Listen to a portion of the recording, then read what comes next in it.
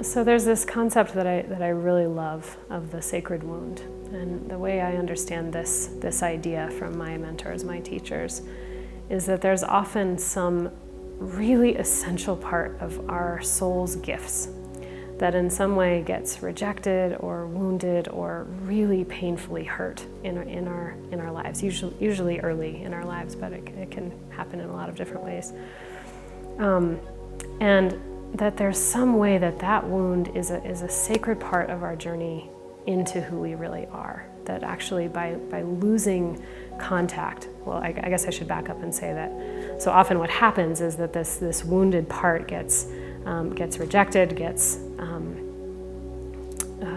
disowned, or in some way shamed, so that the essence of who we are, or we become a little disconnected from that. So in my own experience, that showed up in the form of sort of landing in a family where the essence of my most valuable gifts weren't valued in a way that could be,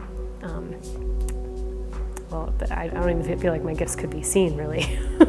And so there was this challenge around me knowing who I was, knowing those parts of myself that were really important, and feeling like, they have no place here. People don't see them, don't seem to. In fact, those gifts, which were also sensitivities, seemed to be a problem. So it was like, well, how do I guess I have to change. I have to become something that I'm not. So the very core of who I knew myself to be as a young girl was somehow wrong.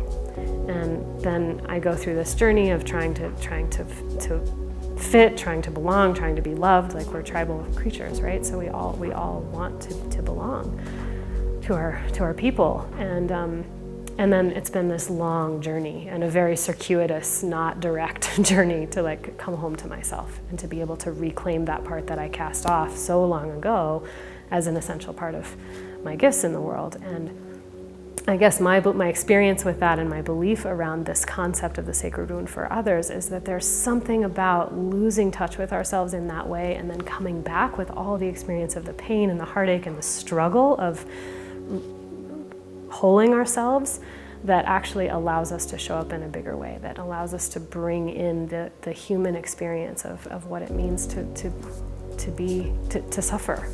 And that there's something really valuable about that journey, maybe more so than had we landed in a context in our lives where those gifts were nurtured and we were mentored and taught exactly what we should be doing with them, but that there's some deepening that happens through losing contact with ourselves and coming back home.